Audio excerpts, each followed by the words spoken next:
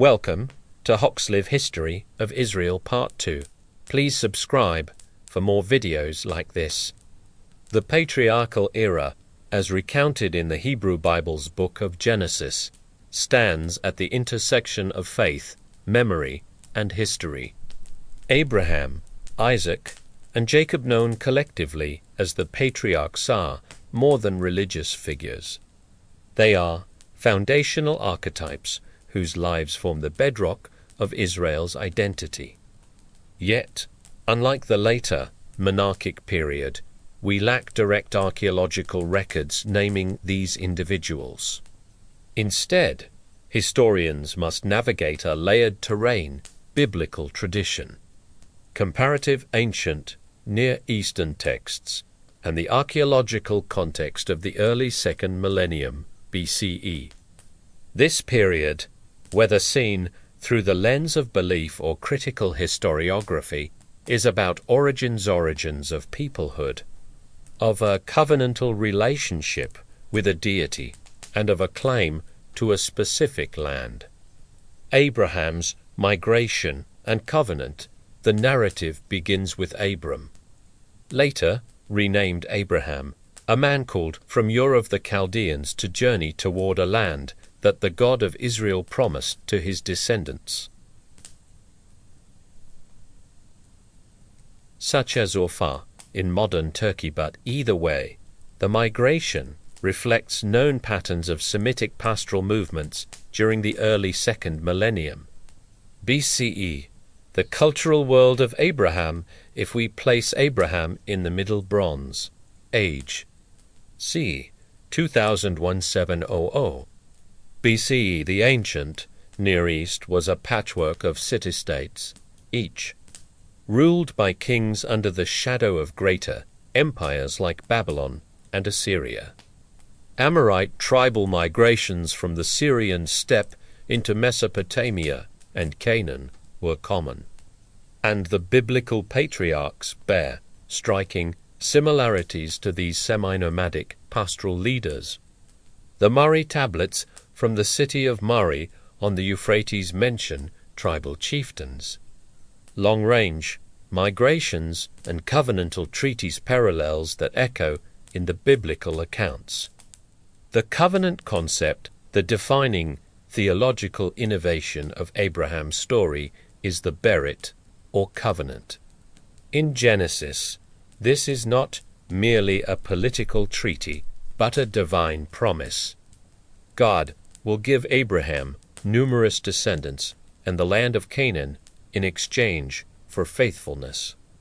Archaeologists and historians note that this resembles ancient suzerainty treaties, where a great king pledged protection to a vassal in return for loyalty. In Abraham's case, the great king is God himself. Life in the land of Canaan. Upon arriving in Canaan, Abraham and his household become part of a mixed environment of settled agriculturalists and nomadic pastoralists. Archaeological surveys of the hill country in the Middle Bronze Age show small villages interspersed with open pasture, ideal for herding sheep and goats. Seasonal movement between grazing lands transhumance was standard practice. Relations with Canaanite polities. Genesis portrays Abraham interacting with local rulers Pharaoh in Egypt, Abimelech of Gerar, and the enigmatic Melchizedek, king of Salem, Jerusalem. These accounts, whether historically literal or not, reflect the political reality of the time, a mosaic of small city-states, each led by a king who controlled a fortified urban center and surrounding farmland. Alliances, hospitality agreements, and occasional disputes over wells or grazing rights were integral to survival. Isaac, the transitional patriarch Isaac, Abraham's son, is a quieter figure in the biblical narrative, but his story bridges to generations. His life illustrates continuity remaining in Canaan. Redigging his father's wells and also conflict, particularly with the Philistines. While the appearance of Philistines in Isaac's time is historically anachronistic if placed in the early 2nd millennium BCE, since they are usually associated with the 12th century BCE. Their presence in the narrative may reflect later editorial layers. Still, the motif of disputes over water rights is historically plausible. In an arid land, control of wells often determined political power. Jacob, the father of the tribes Jacob, later named Israel, is perhaps the most vividly drawn of the patriarchs. His story is one of rivalry, exile, and returner narrative arc common in ancient hero tales. Jacob's flight to Haran in Mesopotamia mirrors the historical reality that kinship networks extended far beyond Canaan, linking families through marriage and trade. The 12 tribes. Jacob's 12 sons, born to Leah, Rachel, and their maidservants, become the eponymous ancestors of Israel's 12 tribes. From a historical perspective, this tribal schema may be a retrojection, a later organization of Israelite clans mapped back onto a single ancestral family. Yet the tribal system itself reflects real patterns of settlement and identity in the highlands of Canaan during the Late Bronze to Early Iron Age transition. Religious practices and beliefs.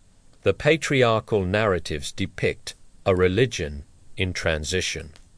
Abraham, Isaac, and Jacob build altars, make animal sacrifices, and experience direct, divine encounters through dreams or theophanies. They refer to God by titles such as El Shaddai, God Almighty, and El Elyon, God Most High, names that resonate with known Canaanite divine epithets. This suggests that early Israelite religion did not emerge in isolation but developed within the shared West Semitic religious environment, gradually moving toward a distinctive monotheism. Archaeological and historical correlates, while direct archaeological proof of the patriarchs remains elusive. The broader setting of their stories aligns with known historical contexts, nomadic sedentary interactions, seasonal movement between highlands and lowlands documented in Middle Bronze Age Canaan, covenantal treaties found in Hittite and Mesopotamian sources, similar in form to Genesis covenants. Names and language. Personal names in Genesis match West. Semitic naming conventions of the 2nd millennium BCE. The absence of monumental inscriptions naming Abraham or Jacob is not surprising.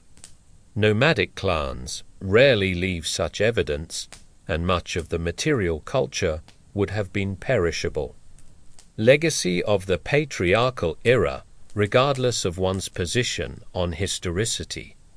The patriarchal narratives have exerted a profound influence. They define the Israelites as a people chosen by God, linked to a specific land, and bound by covenantal obligations. They establish themes exile and return, divine promise, moral testing that will recur throughout Israel's history. Moreover, they anchor Israel's identity in a lineage that transcends political states or empires, rooting it instead in family, faith, and a divine relationship. Between memory and monument, the patriarchal era stands as both history and memory, an era without monumental architecture or centralized kingship, yet monumental in its cultural and theological impact. The figures of Abraham, Isaac, and Jacob symbolize a formative stage in which a small, migratory family in a contested land received a promise that would shape millennia of history. Understanding them in their ancient Near Eastern context does not diminish their significance. Rather, it reveals how their story emerges from and speaks to the enduring human experience of migration, faith, and identity.